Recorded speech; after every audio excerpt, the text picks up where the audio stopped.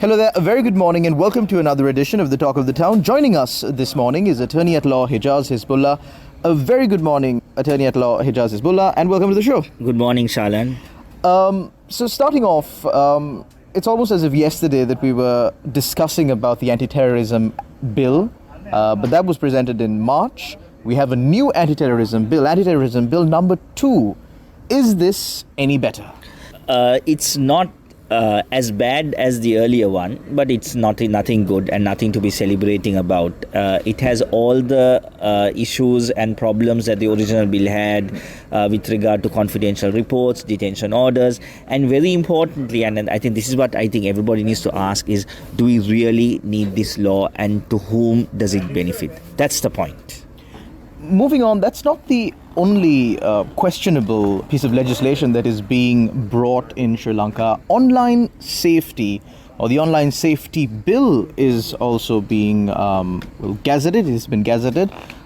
There will be a time for it to be challenged at the Supreme Court, and the government is very serious about passing this bill as well. What are your thoughts on this?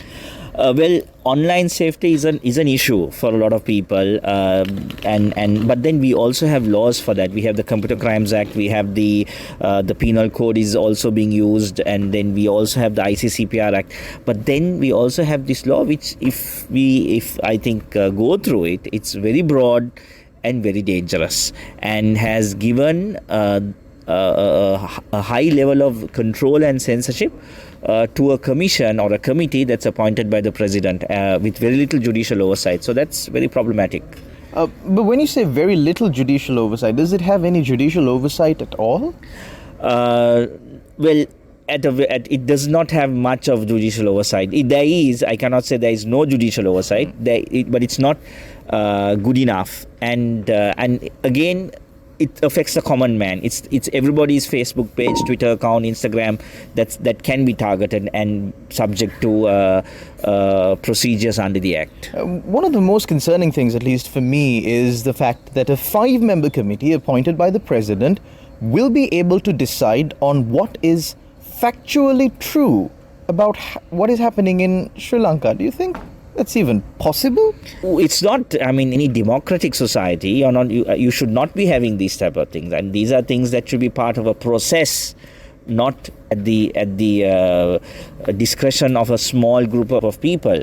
So that's the problem, Shalan. You hit the nail on the head. These are some of the problems we have with this act. So, for example, let's take during the past when fertilizer was banned, and we moved on to this whole organic fertilizer, 100% organic fertilizer program.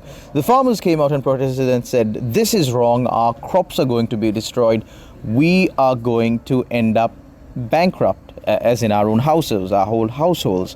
At that time, if this committee was in existence, and if the president was of the opinion, or if this committee was of the opinion that no, these farmers are talking nonsense, the organic fertilizer program is amazing, and then chemical fertilizers are bad for people. Could they maybe take action against the farmers? Yes. I mean, if the commission has powers to remove distressing online content, and so if a farmer does publish material saying that the fertilizer policy is going to lead to a food shortage, it could have been removed. But of course, that was an important public awareness message. But then it could also be seen as distressing and be removed by the commission. That's possible under the new act, new bill. Sorry, if it becomes an act. Well, only time can tell if this bill will become an act, and we will be monitoring the situation closely. Thank you very much, Attorney at Law Hejaaz Hizbullah, for joining us on our show. It's back to the Morning Fix on Yes 101.